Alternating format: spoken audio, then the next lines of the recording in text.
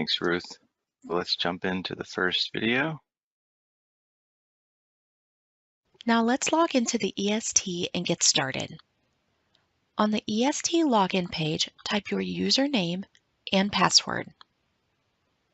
If you've forgotten your password, click the Forgot Password button and you will be prompted to enter your username or email address.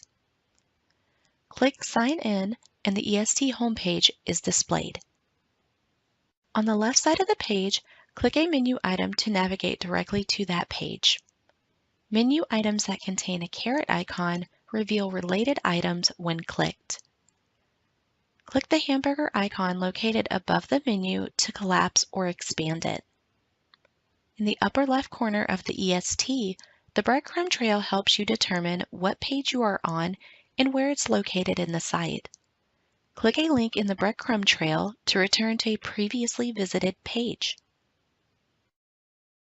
In the upper right of the EST, access account-specific pages or options. The Reviewer Action Items page allows for quick navigation to projects in which an action is pending your completion.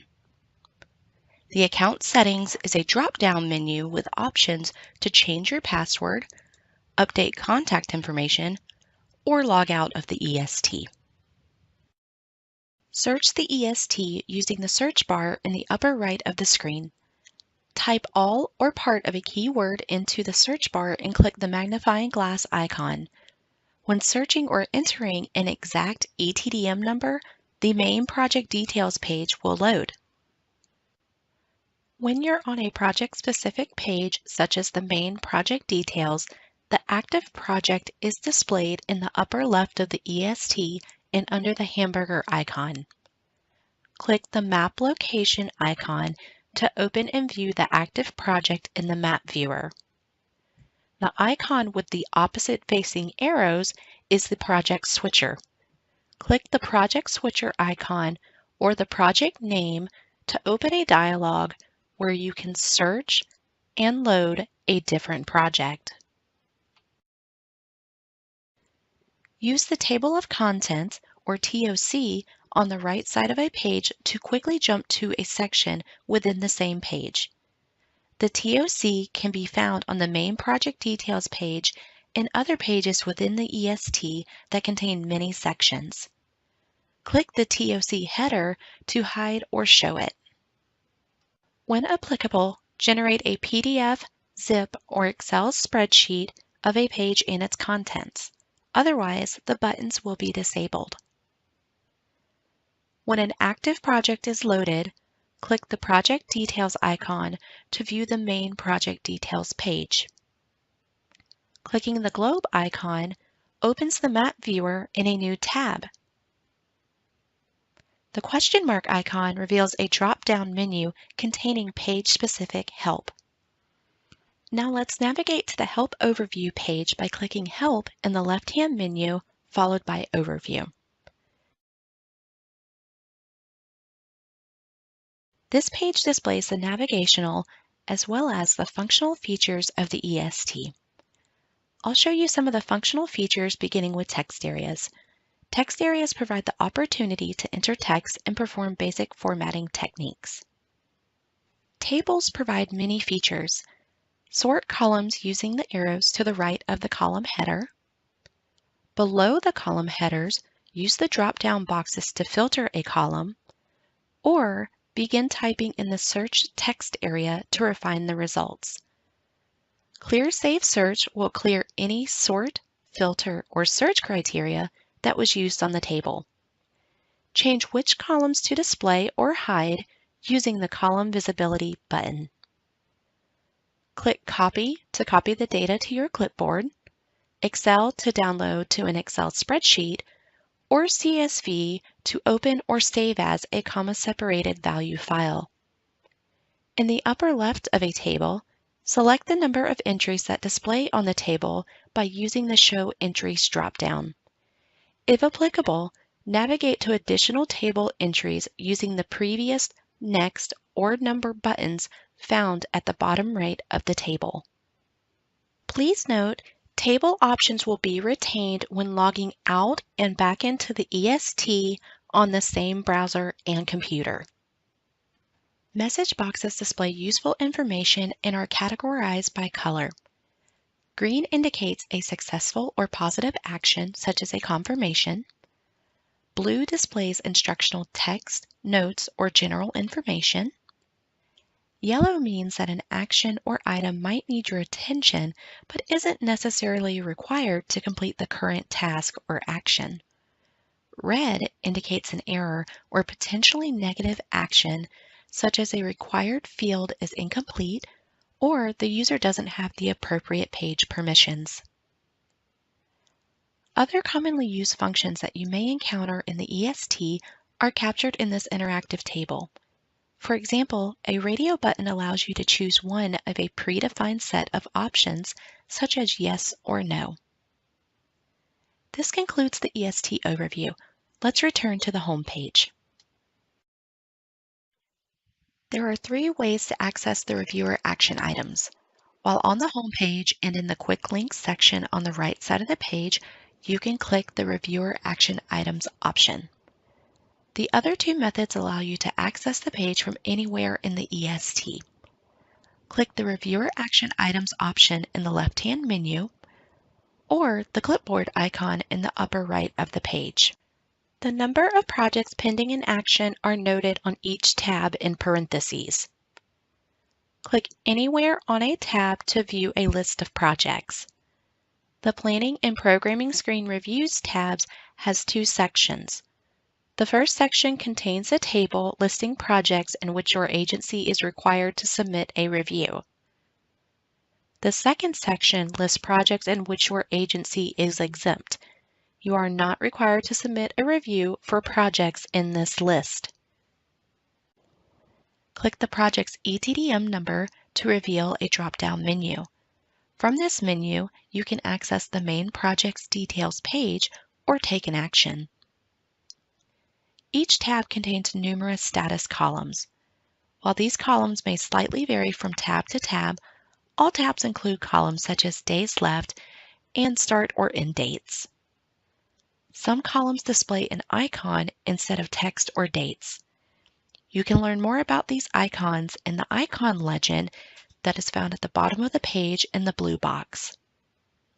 Let's navigate to a project and learn about the ETAT review task list.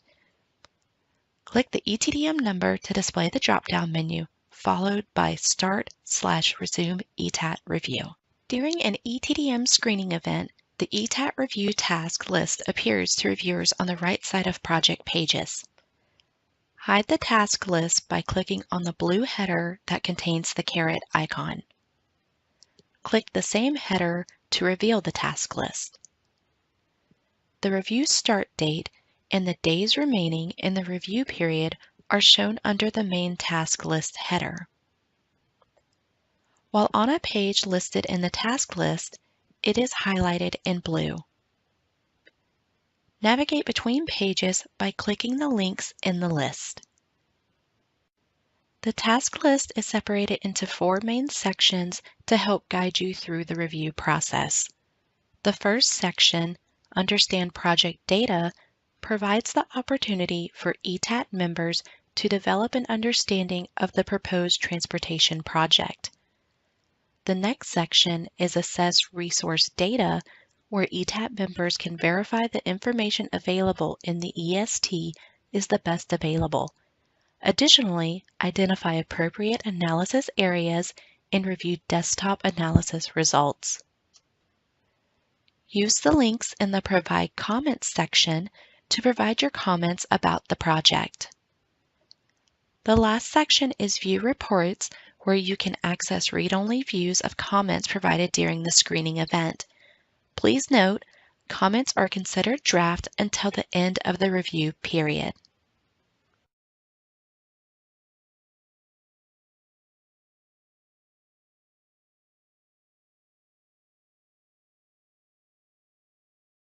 That concludes the first video.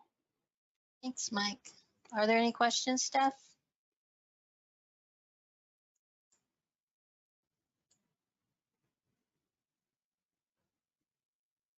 You might be muted. Sorry about that. Yes, I was. No questions. Oh, wait, hang on. My window just disappeared. Bum, bum, bum. Let's see. Is there a reason I'm unable to log into the EST site right now? Is the URL the same as before? So we are moving to a new URL, but you should still be able to log into the old one. So we can help you with that after the video. We will be sending out the new URL in an email. It's actually in the PowerPoint presentation as well. And I see another question is how will we be able to access these handouts after the webinar? They are going to be on the EST under help, and they'll be on our website at OEM under the training. I'll have a special section for this webinar, and it'll have the handouts and the videos and recording. We have another question from Allison asking about will the current username and password, will it still work? And the answer is yes, Allison, it will still be the same username and password. And for a while too, you will be able to use both sites.